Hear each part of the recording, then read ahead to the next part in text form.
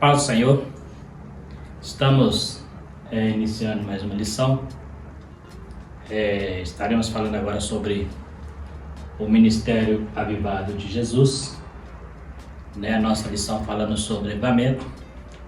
Então, dessa vez estaremos estudando sobre o período em que Jesus exerceu seu ministério aqui na Terra e como o Espírito Santo o auxiliou em todo o processo, desde o seu nascimento, ali pelo seu batismo e os seus milagres, e até mesmo depois na sua morte e ressurreição, em todo o seu tempo que ele esteve aqui na Terra, ele teve o auxílio do Espírito Santo. E isso fez com que ele tivesse, então, um ministério sempre avivado pela atuação que o Espírito Santo sempre esteve agindo na vida dele, O nosso textual diz assim: então, pela virtude do Espírito, voltou Jesus para a Galileia, e a sua fama correu por todas as terras em derredor. Lucas capítulo 4, versículo 14. Então nós vemos aqui que nossa verdade prática fala de Jesus iniciar o seu ministério, ali na Galileia. Nós temos lá em Lucas relatado o primeiro milagre, que também aconteceu nesta região, que é o milagre da transformação da água em vinho, naquela festa de casamento, ali em Caná da Galileia. Então foi ali que Jesus iniciou seu ministério. E é interessante que ele começa o seu ministério ali ao norte, da região de Jerusalém, nós falamos sobre isso, e ele vai descendo, a Judéia, Pérea, e ali em Jerusalém ele é crucificado, também sepultado, e quando ele ressuscita, ele volta para essa região, ele fala para os discípulos: vão para a Galileia e lá me vereis. Então ele começa e termina seu ministério nessa região da Galileia. O alcance espiritual da vida de um crente avivado revela a extraordinária atuação do Espírito Santo.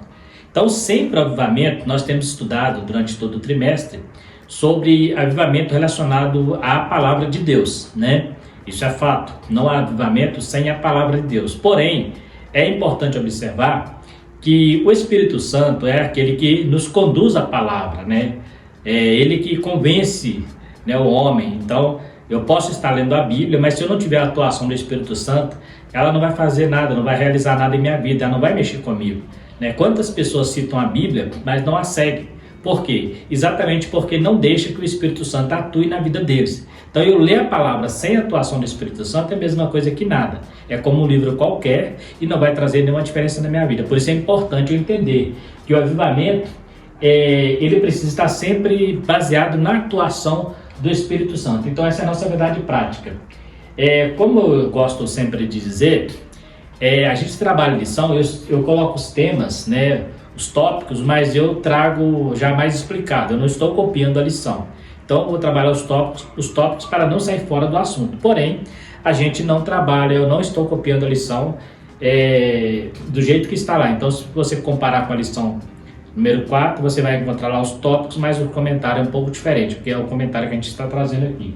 E a gente trabalha também mais aquela visão teológica, aquela visão para alcançar, trazer um auxílio maior para o professor da Escola Bíblica Dominical e também os alunos que têm interesse em ir mais a fundo no comentário,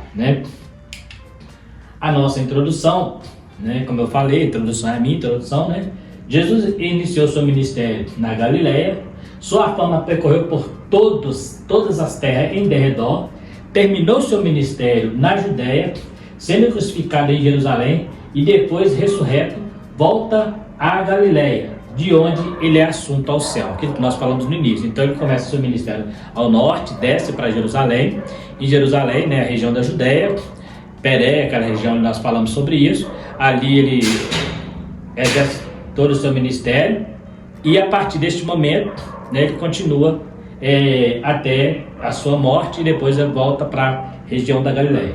Vamos então estar andando mais um pouquinho aqui. Jesus e a pessoa do Espírito Santo. Então, como nós estaremos trabalhando sobre a atuação do Espírito Santo na vida de Jesus, é importante nós entendermos que no seu nascimento, o Espírito Santo atuou, Inclusive, ele foi gerado pelo Espírito Santo no ventre de uma mulher virgem, Maria, né? E ali nós temos o anjo anunciando a Maria, quando ela pergunta como será esse processo, né? Aí fala assim: a virtude do Altíssimo te cobrirá, né? O Espírito Santo te cobrirá, porque o que nascerá de ti é chamado Filho do Altíssimo. Então nós vemos ali a atuação do Espírito Santo, tanto revelando a Maria, quanto também revelando a José, quando José duvida, né?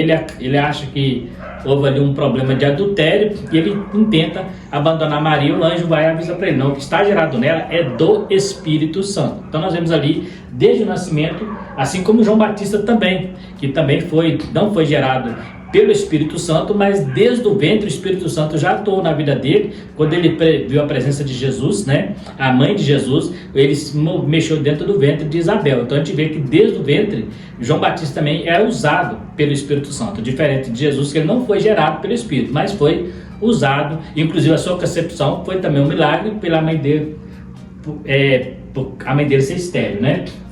Vamos mais um pouquinho.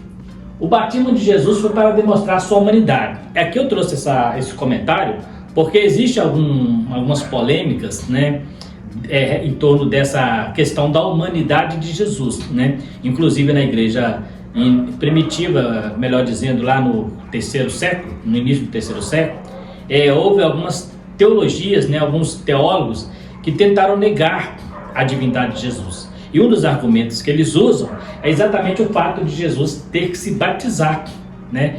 Então, e nascer como homem. Então, eles entendem que Jesus tinha um corpo de pecado, a natureza pecaminosa, então por isso ele precisou passar pelo processo do batismo. Então, essa é uma ideia que surgiu e que foi combatida, né? Lá no início do terceiro século, houve alguns teólogos que tentou negar essa divindade de Jesus. E aí vem a pergunta: por que Jesus precisou ser batizado nas águas? Se o batismo é para arrependimento de pecado e Jesus não tinha pecado, qual é o propósito do batismo de Jesus nas águas? É exatamente como ele diz a João. Ele fala: é para que cumpra toda a justiça. Se ele nasceu como homem, viveu como homem, era necessário então que ele fosse batizado como homem. Isso não quer dizer que ele era um pecador. Assim como ele viveu durante 30 anos, né? E nesses 30 anos ele apareceu só na sua infância e aos 12 anos e não cometeu pecado, mas viveu como homem comum. Até os 30 anos, Jesus era conhecido simplesmente como um carpinteiro. Contudo, ele viveu como homem, mas era o Deus encarnado. Então nós temos aqui, Jesus tinha duas naturezas, a divina e a humana. Para viver e exercer o seu ministério e morrer pelos pecados, teve que desvestir de sua glória. Está lá em Filipenses. Então, Jesus, durante o seu ministério terreno, ele não tinha a sua glória sobre ele, né? Na oração sacerdotal, ele fala ele ora a Deus e diz: torna-me revestir com a glória que eu tive, né? Ele não está falando que eu tenho, que eu tive antes da fundação do mundo. Então, ele teve que desvestir, não perdeu essa glória, mas no momento que ele estava na terra, para ele morrer como homem, ele não poderia ter, né, essa divindade aflorada, porque seria muito mais fácil, não haveria sacrifício algum, ele sendo Deus, né? Então, nós temos aí Filipenses capítulo 4, versículo 2, fala sobre ele ter sendo forma de homem, não ter por usurpação ser igual a Deus, mas aniquilou-se a si mesmo, né? Ali, o texto aí no grego fala aniquilar no sentido de banir mesmo, de exterminar no sentido figurado. Aniquilou-se a si mesmo e se transformando em forma de homem, né? E ali, lá no início do século IV, apareceu da escola de Alexandria um bispo por nome Ário, que negava que Cristo foi gerado do Pai. Enquanto o Sabélio negava a Trindade, Ário afirmava que Cristo foi criado do nada. Essa doutrina gerou o Concílio de Nicéia, lá no ano 325 depois de Cristo, onde Atanásio, o outro bispo, refutou e Ário foi excluído da igreja. Então nós temos aqui uma briga teológica que surgiu lá no início do século. O Ário ele é do final do século III e ele nasce, então ele era um bispo de Alexandria. E ele foi chamado para a igreja, né, para exercer ali um ministério. E quando ele foi chamado, o que ele faz? Ele começa a ensinar que Jesus não era Deus, que ele era um ser criado. que ele não era, ele era um Deus, um Deus homem, mas não era aquele Deus como Jeová. Ele foi criado do nada, ele não foi gerado por Deus. Ele começou a negar a divindade. Antes dele já existia um camarada conhecido como Sabélio, que é o que pregou a doutrina modalista. Que doutrina é essa? Aquela doutrina que eles falam de um Deus de três faces, né? Ou seja, uma hora ele tem a cara do Pai, outra hora a cara do Filho, outra hora a cara do Espírito Santo. Então o Sabélio também, ele quis dizer que Jesus, e Deus e o Espírito Santo eram tudo uma pessoa só. Então Jesus, para descer à terra, não existia outro Deus lá no céu, porque Jesus era Deus. Então Sabélio fez uma bagunça e ele ensinou a doutrina que hoje é conhecida como doutrina unicista, né? Então ele usou esse argumento bem antes um pouco antes de Ario, mas o que fortaleceu mesmo a doutrina, a heresia sobre a negação da divindade de Jesus, é exatamente a teologia de Ario. Então lá no Concílio de Nicéia eles reúnem, e Atanásio ele refuta Ario e ele consegue vencer a batalha, e Ario é excluído e desterrado, né? Ele é expulso.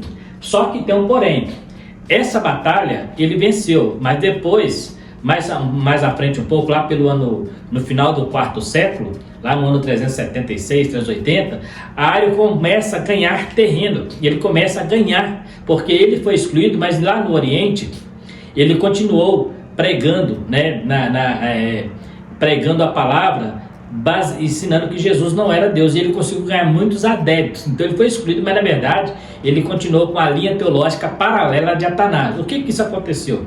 No início do século IV, eles ganharam tanta força que a igreja lá no final do século IV para o início do século IV, a igreja já era toda ariana, todos eram arianos. E Atanásio, que o desterrou, ele mesmo foi desterrado por 5 vezes, foi extraditado, melhor dizendo, foi extraditado por 5 vezes por causa da doutrina de Ario. Só no ano 425, mais ou menos, lá no início do século IV, já bem no início ali, do século V, é que surgiu um outro concílio chamado Concílio de Calcedônia, aonde a igreja afirmou, né, e colocou no credo a divindade de Jesus e a sua humanidade, e também a divindade do Espírito Santo, que também foi negada nesse período. Então no Concílio de Calcedônia é que os arianos perderam totalmente a batalha. Mas até lá, a igreja, nesse período, entre aproximadamente de 50 a 60 anos, viveram um período o arianismo batalhando contra a ortodoxia, que seria para a igreja católica, né? A gente fala católica, fala na igreja primitiva, né? A igreja dos primeiros séculos, os pais da igreja. Essa igreja viveu uma batalha entre Atanásio e Ariano, né? Por que eu trouxe isso? Porque nós estamos falando sobre o batismo de Jesus. E o batismo de Jesus, ele foi batizado como homem. E então, só para termos a noção de que mesmo ele sendo batizado como homem, ele não perdeu sua divindade. Ele só abriu mão dela para exercer o seu papel, que era de cordeiro. Então é importante gravar isso aí, né? Então é só para ter uma noção histórica. Se você voltar na história, você pegar ali desde o Concílio de Nicéia, no ano 325, e chegar até o Concílio de Calcedônia, você vai encontrar esses relatos desses teólogos, tanto do Ario quanto do Atanásio. E é interessante que nesse período, né, no final do quarto século, quem mandava na igreja, na verdade, eram os papas, né? Os papas mandavam no Estado, melhor dizendo. Eles mandavam no Estado, então eles é que decidiam quem podia ficar e quem não podia. Era um período que foi muitos debates teológicos, mas a igreja também caiu numa frieza espiritual, preocupando mais só com a erudição, e a espiritualidade foi sumindo da igreja, né? Aí nós temos aqui o batismo de Jesus. Voltando aqui ao que nós já comentamos sobre a divindade de Jesus, né? A gente vê aqui que ele fazia parte da Trindade. E a gente vê a Trindade, aí nós combatemos agora a teologia de Sabélio, da doutrina modalista, que não existe um Deus em 3 pessoas. Nós encontramos isso bem claro no próprio batismo de Jesus, aonde em cima aparece a voz do Pai, dizendo: "Este é meu Filho amado, em quem tenho me comprazido", ou "em quem me comprado". Embaixo, o próprio Jesus, Filho de Deus, sendo batizado, e Deus falando: "Este é meu filho". Ele não falou: "Esse é um dos meus filhos", ele fala: "Este é o meu filho, o unigênito". Então ele está falando que é Deus, porque Filho de Deus é Deus. Então ele está falando, esse é um dos meus filhos. Esse não é um dos meus profetas, esse é o meu filho, né? Então nós vemos aqui o próprio Deus demonstrando a divindade de Jesus, mesmo ele sendo batizado como homem. E ao mesmo tempo o Espírito Santo em forma corpórea de pomba desce sobre ele, ungindo-o para o ministério. Ou seja, então durante todo o ministério de Jesus, o Espírito Santo estava sobre a vida dele. E ele falou isso, usando Isaías 61, o Espírito do Senhor está sobre mim. E na nossa verdade prática, a gente vê que tudo que ele fazia era guiado pelo Espírito Santo. Há quem diga que Jesus usou a sua autoridade de Deus em alguns momentos do seu ministério, mas isso não é verdade. Jesus nunca usou. Então, pela virtude do Espírito, voltou Jesus para a Galileia, pela virtude. Então, ele voltou pelo poder do Espírito Santo. Então, se eu falasse que Jesus estivesse usando a sua divindade, ele não precisaria usar um termo, né? O comentarista ou o escritor não usaria esse termo, pela virtude. Falasse, simplesmente dizia, Jesus voltou para a Galileia. Mas ele fala assim, pela virtude do Espírito, Jesus voltou para a Galileia, né? Então a gente vê aqui que o Espírito Santo, durante todo o ministério de Cristo, estava atuando na vida dele. Isso não tira de Deus de Jesus a sua divindade, mas mostra a sua necessidade quanto homem da ajuda do Espírito Santo, né? E é interessante que ele se declara, ele mostra quando ele é Deus, ele fala assim, olha, eu tenho que ir, que se eu não for, o Consolador não virá. Então, se ele era um homem e o Espírito Santo é Deus, ele jamais conseguiria usar um termo desse, né? Poderia usar um termo desse e comparar no Espírito Santo, mas ele mostra que ele também, mesmo sendo homem, ele era Deus, né? Então, a gente vê aqui ele fazendo parte da Trindade, né? O batismo de Jesus foi para ele mostrar... vou adiantar aqui que eu voltei um pouco as terras, né? Então nós temos aqui, depois dele ser batizado, então nós temos alguns episódios. Estamos trabalhando exatamente os episódios onde o Espírito Santo manifesta atuando na vida de Jesus. Então nós vemos aqui primeiro, no nascimento, né? Ele nasceu, né, sobre a virtude do Espírito Santo. Foi um ato de milagre, né? Uma mulher virgem conceber, né, sem a participação de um homem. Tanto é Jesus como Deus, ele, né, a gente tem o costume de dizer, né, uma parafrasear que como Deus, ele tinha pai e não tinha mãe. Como homem, ele tinha mãe e não tinha pai. Por quê? Porque ele foi gerado pelo Espírito Santo. Então, nós temos, daí nós já chegamos encontrando Jesus no batismo, né? Tem um episódio onde ele aparece com 12 anos de idade, mas ali é só uma questão de sabedoria, né? Que o pessoal admirava por ele ser um menino mais dedicado.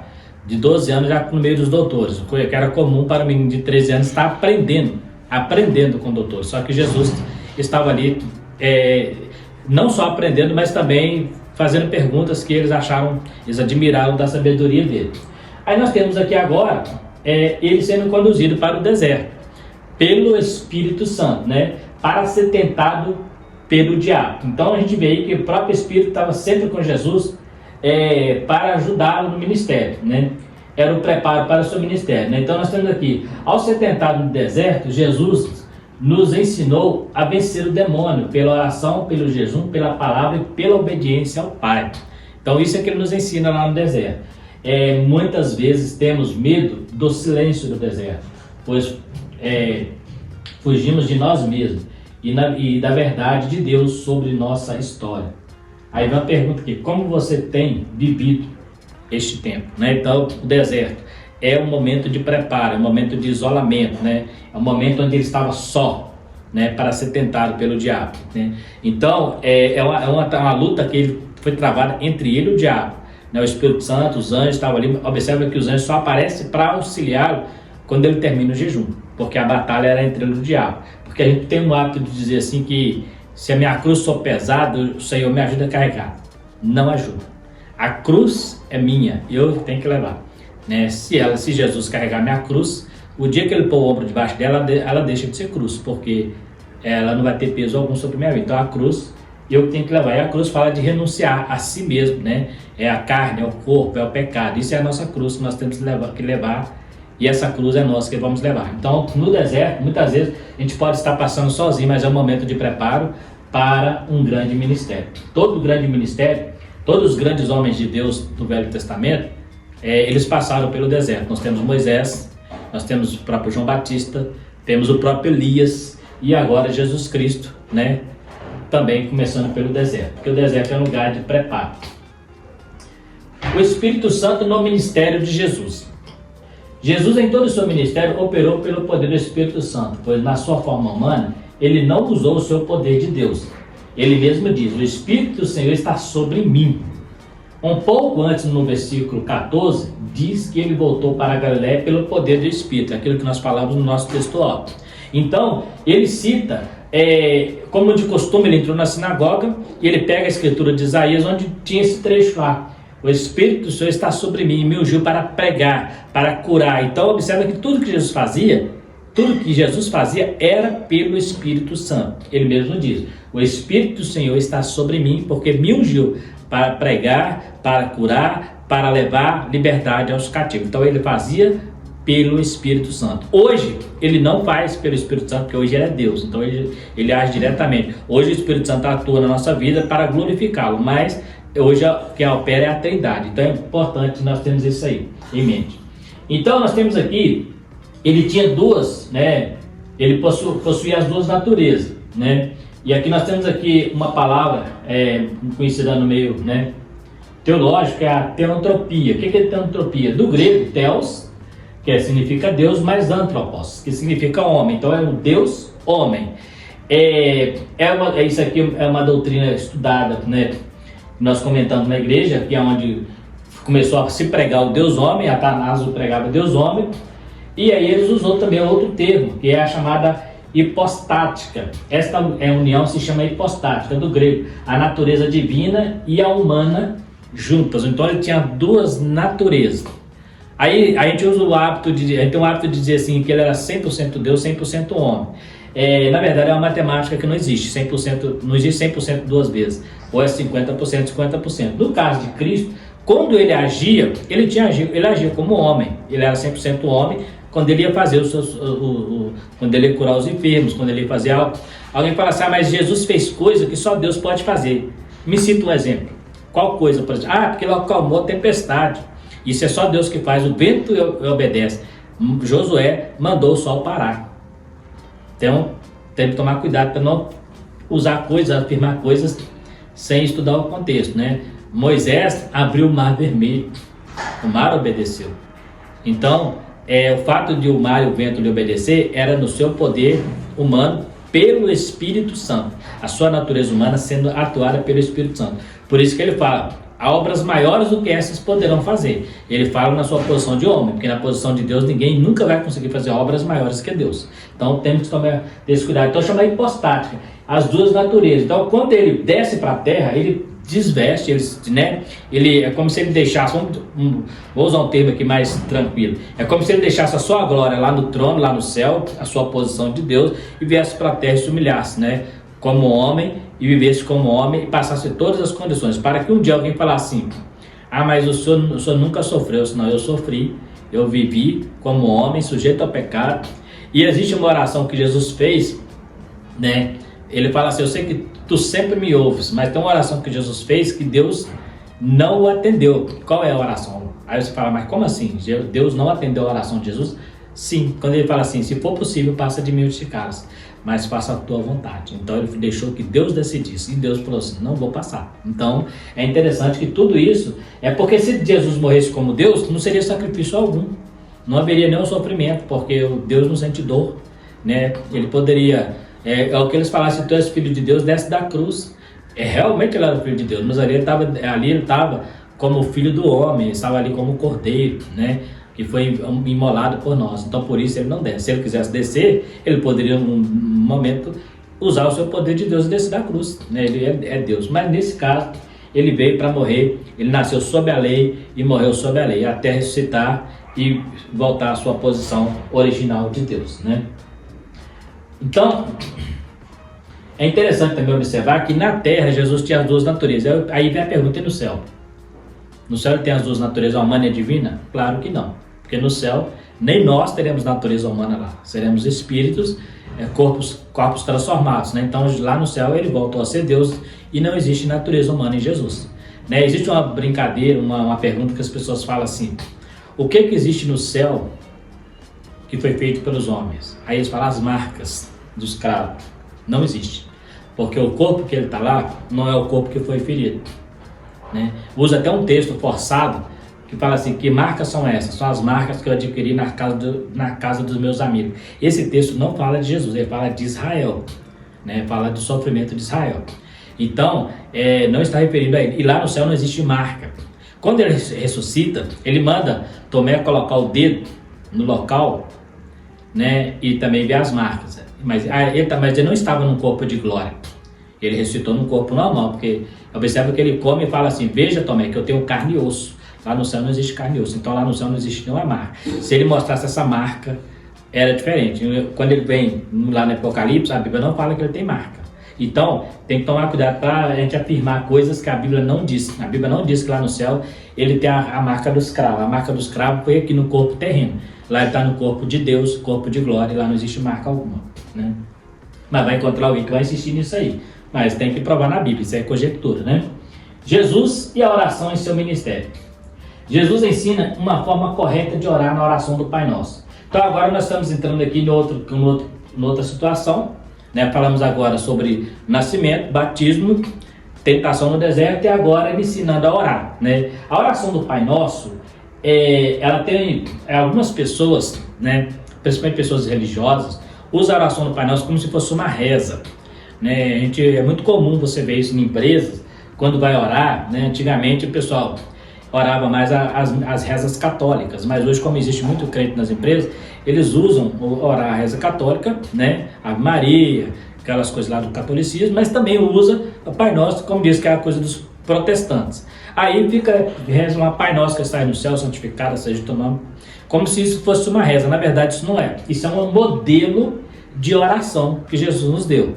Na oração, ele colocou alguns requisitos que precisa conter nessa oração. E aqui está os requisitos. Quais são eles? Primeiro, quando eu vou orar a Deus, eu preciso reconhecer a sua majestade, saber que Ele é soberano, que Ele é Deus de todas as coisas.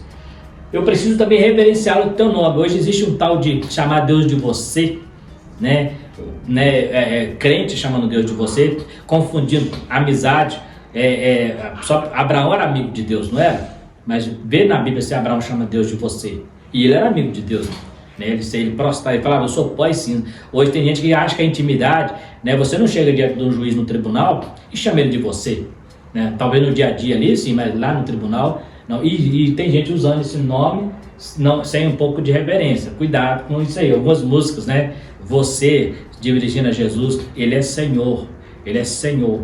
Isso não, você é para nós, para Deus sempre dirigir. Eu admiro os hebreus, exatamente porque quando vai falar o nome de Deus, eles nem pronunciam, de tanta reverência que eles têm. E tem gente brincando com isso aí. Cuidado, você pode estar usando o nome do Senhor em vão. O nome do Senhor Jesus, Ele é Senhor, né? Ele é Senhor, então nunca use o nome você. Né? Enfatiza a vontade soberana de Deus. Por quê? Tudo que nós pedimos a Deus precisa estar dentro da vontade dele. E quando a gente sai da vontade de Deus, a gente pode arcar com consequências, né? Eu posso pedir algo e Deus não é a vontade de Deus, mas eu estou insistindo. Eu vou insistindo. Uma hora Deus, não, já que você quer, eu vou te dar. Mas você vai colher as consequências disso aí. Porque Deus, ele deixa você escolher, né? Nós temos o caso de Ezequias, já citamos em lições, né, anteriores, onde ele pede a Deus para acrescentar para ele mais anos de vida, né? Na verdade, ele pede a Deus para não morrer, Deus concede, mas ele faz, né, uma coisa que não foi agradável, que mostrou todo o tesouro para a Babilônia.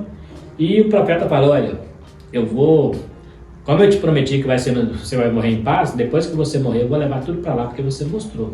Então, cuidado, quando vai pedir algo, primeiro ver se está dentro da vontade de Deus, porque a nossa vontade, ela é frágil, a de Deus é soberana e absoluta, e Deus conhece o final antes do início, né? Então, a oração ensina isso aí. Outra coisa, perdão de nossos pecados.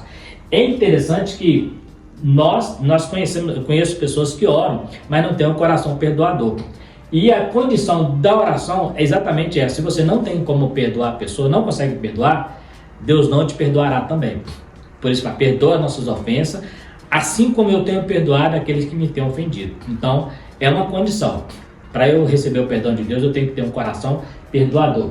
E livra-nos do mal, né? E vigilância na tentação. Livra-nos do mal, né? Sempre pedir a Deus para nos dar a sabedoria, né? Para perceber o mal e pular fora. e também está sempre vigiando. Então esse é um modelo. Então a sua oração, a nossa oração, ela precisa conter não exatamente as palavras que existem nessa oração, mas algo relacionado às mesmas coisas. Reconhecer Deus como soberano, reverenciar o seu nome, enfatizar a sua vontade, perdão pelos nossos pecados, sempre pedir, porque somos pecadores, né? Remidos, mas pecamos, livramento do mal e vigilância na tentação. Então a oração do Pai Nosso, ela é um modelo de oração, é como se fosse um protótipo da oração. Uma vida de oração. A oração foi marcante no ministério de Jesus. Nas suas maiores decisões, ele sempre buscava ao Pai.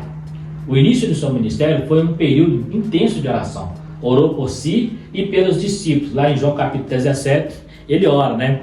Peço que os livres do mal, né? Não os tire do mundo, que do mundo são, mas os livres do mal. Ele orou pelos discípulos. Orou na ressurreição de Lázaro e diz: eu sei que tu sempre me ouves, né? Ele fala com Deus: eu sei que tu sempre me ouves.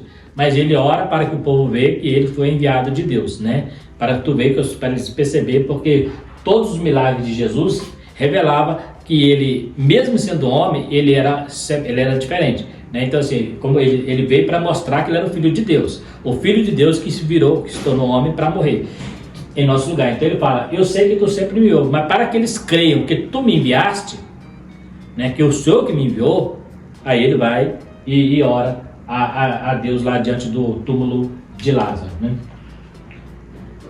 Uma vida de unção no Espírito. O substantivo unção, no grego aparece, então temos dois, né? Vou falar um deles aqui, que é primeiro a crisma, né? Que só aparece 3 vezes no Novo Testamento e sempre na Epístola de João. No capítulo 2, versículo 20 a 27, aparece 3 vezes a palavra crisma, a unção, né, no sentido de substantivo, a palavra. Agora, o verbo que já é ungir, que aqui criem, já aparece 5 vezes em Lucas, cria, né, que é um verbo, lá é um substantivo, aqui é um verbo, lá é uma palavra, aqui é uma ação, lá é unção, aqui é ungir. E aparece já a palavra Christon, ou Christos, aparece mais de 500 vezes no Novo Testamento. Por quê? O próprio Jesus, né?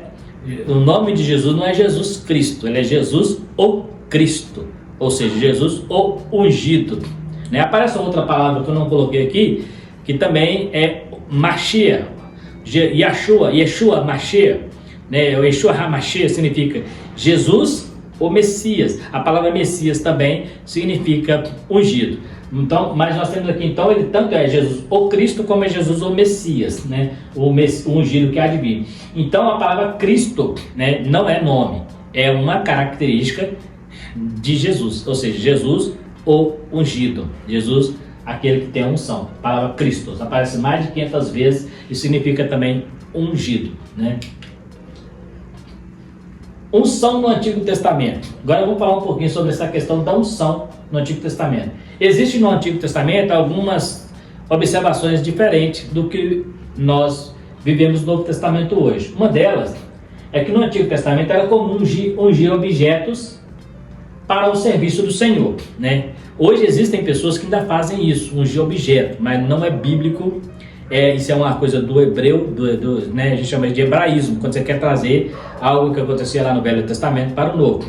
No Novo Testamento não existe mais essa questão de ungir de objetos, porque, vou ungir meu carro para Deus abençoar. Quantas pessoas ungiram o carro e sofreram acidente, né? Então, não quer dizer que vai te proteger. Ungir o carro, eu conheço pessoas que, vou ungir meu carro e o carro é roubado. Não era para ser roubado. No Velho Testamento, eles ungiam objetos para consagrar a obra do Senhor. Presta atenção, só para isso. Não ungia objetos aleatórios, não. Vou ungir minha casa, vou ungir meu carro, no caso lá, meu cavalo, meu animal, não. Eu só ungia para consagrar a obra do Senhor. Toda vez que você vai encontrar ungindo objeto no Velho Testamento, está relacionado ao tabernáculo ou ao templo, não à casa. Você não vai encontrar ninguém ungindo alguém dentro de casa, ungindo um objeto dentro de casa. E aí as pessoas têm trazido isso para dentro das igrejas, né? Hoje existem igrejas que têm a hábito de ungir casa, ungir carro, ungir chave, e acham que isso vai resolver alguma coisa. Não resolve nada. O teu carro, ele só é santo enquanto você está dentro dele. porque você que santifica ele. Se você sair de dentro dele, acabou. Quantas igrejas foram ungidas como templos e depois que eles fecharam, viraram supermercado, viraram bar, viraram muitas outras coisas, muito menos igreja. Então, cuidado. Então, no Velho Testamento tinha esse costume de ungir, com óleo da unção, ungir coisas objetos. Pessoas também eram ungidas também para o serviço litúrgico. Olha que interessante. Além de objetos, eram usadas também para ungir pessoas. Arão, né, foi ungido como sacerdote. Os profetas também recebiam unção. Os reis para governar, porque o reino era teocrático, né? Você vai assim, Marcelo, então está ungindo um homem para governar, um político. No caso dos reis, Israel era teocrático, então ele tinha que seguir a lei de Deus. O estatuto do reinado não era leis humanas, feita por vereadores, senadores e deputados, não era feita por Deus, eles tinham que seguir aquela lei. Então, eles também eram ungidos para rei. Nós temos o caso do rei Saul. E isso, inclusive, foi o que Davi usou para não matá-lo. Eu não vou tocar nele, porque ele tem óleo da unção. Ele é ungido do Senhor, deixa que Deus trabalhe com ele. Como diz, Davi está falando assim, se ele está pecando, Davi está dizendo, como se Davi estivesse dizendo assim, se ele está pecando, é problema dele com Deus. Então, cuidado para tocar no ungido do Senhor, você está tocando algo que Deus não te autorizou a fazer. O que o ungido não podia, o que era ungido não podia ser profanado. Argumento esse usado por Davi. É interessante que hoje as pessoas têm o hábito de ungir coisas, né, quando nós falamos aqui, mas só que no Velho Testamento, uma coisa que era ungida, ela não podia ser usada para outra coisa. Se ela era ungida para o tabernáculo, só podia ser usada ali. A arca do concerto, só no templo, né? A mesa da proposição, o candelabro, só no templo. Não podia pegar o candelabro e pôr na casa de alguém para alumiar. Aí você fala assim, mas a arca do concerto ficou na casa de Obed-Edom, mas ele é um período de apostasia de Israel. Mas olha como ela abençoou. Depois que Davi fez, trouxe ela para o lugar de origem, que é o templo. Então, coisas ungidas não podem ser usadas para a segunda coisa. Então, vamos voltar aqui a questão. Vou ungir meu carro. Então, se eu ungir, eu tenho que entregar ele para a obra de Deus. Eu nunca posso vendê-lo, porque quando eu estou ungindo, eu estou entregando para o Senhor. Então, eu não posso vender. Não passa a não ser meu. É isso que é interessante. No Velho Testamento, tudo que era ungido passava a pertencer exclusivamente ao Senhor. Então, se você ungir algo, né, ele vai pertencer exclusivamente ao Senhor. Só que no Novo Testamento isso não existe. Mas se alguém resolvesse fazer isso, né, teria que ficar ali até estragar e se perder, né, mas não pode ser transferido, porque é exclusividade. Inclusive os líderes, né, o sacerdote não tinha opção de dizer assim, eu não vou ser sacerdote. Se ele for ungido sacerdote, Deus até os matava, mas não tirava o sacerdócio deles. Nós temos o caso de Nadab e Abiú. Deus poderia simplesmente falar assim, vocês não servem mais para ser sacerdote, vou tirar vocês aqui e colocar outros, né, mas não era assim que funcionava. Deus prefere matar, igual matou também os filhos de Eli. Então, existia também a unção direta de Deus, os profetas, né? Às vezes Deus, o profeta Isaías, não houve óleo de unção sobre ele, mas o próprio Espírito Santo ungiu ele, né? Assim como Ezequiel e outros profetas. Então, uma unção direta que não tem o óleo físico, né? Nos casos aqui acima nós temos o óleo físico, o óleo da unção, né? Aqui não, aqui é a unção direta do Espírito Santo. Esses óleos aqui simbolizam também o Espírito Santo, mas aqui é Deus diretamente ungindo, separando, né? Então, separou, acabou. O profeta também, igualzinho os de cima aqui, né, os que eu comentei mais acima, também não tem opção de não existe esse profeta. Se Deus precisa obedecer, Deus faz igual fez com Jonas. Não existe esse profeta. Deus mata, né? Porque é exclusividade dele. Então, se ele ungiu para profeta, né? Hoje existe esse pastor, né? Hoje existem pessoas que um dia foi pastor, recebeu unção, né? Até mesmo a unção física do óleo, mas largou o ministério. Esse pastor, Deus vai cobrar o ministério dele se realmente ele tinha um chamado? Vai. Mas ele pode ter a opção de não exercer o ministério e continuar vivendo. No Velho Testamento não funcionava assim não. A unção na vida do obreiro. Existe um perigo muito grande em estarmos envolvidos com afazeres da igreja e nos descuidarmos da parte espiritual, até mesmo no ensino. Corremos o risco de ficar mais na erudição e esquecermos do espiritual. Erudição sem espiritualidade é pura demagogia. Espiritualidade sem conhecimento é puro fanatismo. Então nós temos aqui dois extremos, né? Eu já vi muita gente dizer, por exemplo, que pessoa que estuda teologia fica frio espiritual, né? Acontece sim, mas eu conheço pessoas que não estudam teologia que também é frio espiritual. Só que as pessoas querem, por não ter condição de estudar ou não quis estudar, aí terminam usando isso como subterfúgio para justificar, né, que tudo é revelado, né? Aí não estudam, né? E aí fica aquela pessoa espiritual, mas qualquer heresia que bater na porta ele aceita. Por quê? Porque não tem um conhecimento teológico, eu não estou falando nem de discernimento espiritual, nós falamos aqui agora há pouco da doutrina de Ário, né? Ário negando a divindade de Jesus, né? E Atanásio teve que combater. Houve um concílio, houve um debate teológico. Vamos ser bem claros, não houve ali uma revelação do Espírito Santo, porque todos os dois eram bispos, tanto Atanásio quanto Ário, todos os dois eram bispos da igreja. Então, precisa de haver o quê? Um debate teológico, entrar na teologia e descobrir, né, o que a teologia diz, o que a Bíblia diz dentro do contexto teológico sobre Jesus, uma exegese dos textos bíblicos. E então, a espiritualidade, a erudição sem espiritualidade é pura demagogia, ou seja, aquela pessoa que estuda muito, mas ele não aplica a sua própria vida, ele vira um demagogo, ele só quer convencer pessoas ou quer exibir conhecimento, né? Hoje tem pessoas que ficam citando, né, em pregações, né, tentando demonstrar muita erudição, né? Isso é muito perigoso. Não é errado a pessoa ser erudita, a pessoa correr atrás, estudar, fazer um curso teológico, né, um mestrado, não é errado. Só que isso não pode ser a sua base para a pregação da palavra. A base da pregação da palavra é o evangelho puro e simples. Então precisamos entender isso. As teologias, elas não existem por causa os cursos teológicos, as teologias existem para combater exatamente as heresias. Porque muitas vezes as heresias nascem dentro da própria Bíblia, partindo de uma interpretação errada, da hermenêutica errada. Então precisa que estude teologia para quando a pessoa entrar ali, você conhecer a interpretação dentro da hermenêutica, da exegese, dos originais, né, para você entender o que está sendo dito para combater as heresias. Então por isso que ela não existe para dar espiritualidade, para dar a sabedoria verdadeira, pertence a Deus e vem de Deus. E aí então, aquela espiritualidade sem conhecimento é puro fanatismo, né? Eu vi pouco tempo um irmão falar que não precisa de ler a Bíblia, e na hora que você vai pregar, Deus revela, né? Não precisa ler Bíblia, né? É incompreensível uma coisa dessa, uma situação dessa, você não precisar de ler Bíblia, sendo que a Bíblia está nas nossas mãos, né? Então é perigoso. E se você não ler Bíblia, olha que Jesus cita exatamente essa questão. Jesus cita a Bíblia para Satanás. Satanás também cita a Bíblia para Jesus.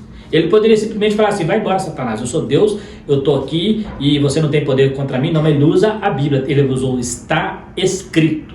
E nós encontramos também Filipe cheio do Espírito Santo, mas ele chega para o eunuco e fala: entendes o que lês?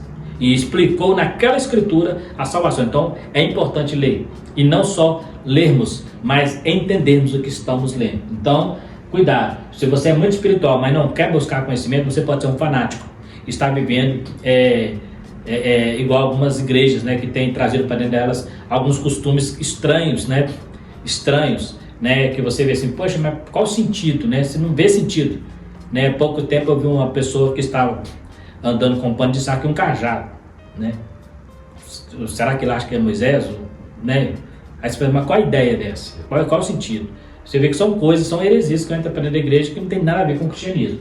Então é importante. A própria igreja, na Idade Média, né, ela se desviou porque tirou a Bíblia da mão das pessoas, e aí os padres, né, os pastores, os bispos da época, falavam que queria, as pessoas não tinham acesso. Quando Lutero, por exemplo, fez a reforma, 5% da população sabia ler e tinha acesso à Bíblia. 5%. Então 95% vivia só do que ouvia. Imagina a dificuldade. Lutero que trouxe a Bíblia para o alemão, depois William, fugiu o nome agora aqui, que fez a Bíblia em inglês, né? Ele também traduziu para o inglês, né? Então, e aí, da parte deles, né, começou a Bíblia ser traduzida. Então, imagina, a reforma aconteceu dentro de um contexto em que 5% da população conseguia ler. E normalmente quem era 5%? A elite, a aristocracia, os padres, os pastores, né, os líderes religiosos, eles é que liam a Bíblia. O resto, então quando um pastor, um padre ou um bispo falava alguma coisa, não tinha como eu questionar, porque eu não conhecia, né? Então essa é a dificuldade. Por isso que Lutero fez a questão, né, que um dos seus primeiros trabalhos foi traduzir a Bíblia para o alemão. Aí nós temos aqui, eu coloquei aqui 3 palavras, só para separar um pouquinho, para a gente definir essa questão aí. Unção, batismo com o Espírito Santo e selo no Espírito. Existe uma diferença entre eles. Todos está relacionada ao mover do Espírito. Mas existe uma diferença, e a gente precisa entender isso. A primeira diferença, que o batismo com o Espírito Santo é uma capacidade para você fazer, é para você trabalhar, é para você fazer a obra de Deus, né? Nós entendemos que os dons espirituais, ele é como se fosse uma ferramenta, né, melhor dizendo, para você exercitar a obra de Deus. O apóstolo Paulo fala isso, né? Que a minha pregação, a voz não foi só em palavras persuasivas de vãs filosofia, mas em demonstração de poder, através do batismo com o Espírito Santo, que automaticamente vem no seu bojo trazendo os dons espirituais. Temos também a unção, que é a autoridade para fazer. Por que eu coloquei aqui? Porque a igreja, ela é batizada com o Espírito Santo, recebe os dons espirituais, mas existem aquelas unções, né, separadas. Vou citar um exemplo: o apóstolo Paulo foi ungido, separado para ser missionário. Os apóstolos para ser colunas da igreja. Eles são pessoas diferentes do povão, que também tinham unção, mas eles tinham unção diferente. Igual Paulo fala de duplicada honra, eles tinham unção de duplicada honra. Então eles não eram só ungidos para ser pregadores, mas eram ungidos também para liderar. Então é um tipo de unção diferente. E a outra unção, que é o selo. O selo é a separação para a salvação. Essa todo crente, quando aceita Jesus, automaticamente ele já é ungido para o reino de Deus. Então nós temos a unção para o reino de Deus, nós temos a unção para trabalhar e temos a unção para liderar. Então nós temos o batismo, é a unção, né, para o reino de Deus, o batismo para trabalhar e o selo do Espírito Santo para a salvação. Então são coisas diferentes. Então cada um dentro de uma atuação. Porém, tudo não deixa de ser a unção do Espírito Santo. O batismo com o Espírito Santo é um selo, é um revestimento, né? A unção para o ministério também é um reconhecimento. Por exemplo, Paulo, ele era ungido para ser salvo, né? E foi ungido para ser missionário. E tinha o batismo com o Espírito Santo para trabalhar nos dons. Então ela pode acontecer na vida do crente em 3 situações. Agora, nem todo líder, nem todo cristão vai ser ungido para liderar, né? Existem algumas ideias de que todo crente é um líder potencial. Não é. Na verdade, questão de liderança, Deus tem os seus para liderar, né? Todos os crentes é salvo, mas liderar, Deus, eles instituiu pastores, instituiu liderança, existe um ministério. Então, se eu fazer isso aí, se eu falar que todo crente é um líder potencial, então não precisaria de nenhum pastor para cuidar de ninguém. Olha que Jesus fala para Pedro: Pedro, tu me amas? Tá, então vamos traduzir aqui para você entender. É como se ele estivesse dizendo assim: então eu te ungi, apacenta meus cordeirinhos. Aqueles cordeirinhos também tinham unção, mas não eram líderes, líder era Pedro, né? Então é bom a gente separar essas coisas. Isso é para efeito de estudo didático mesmo.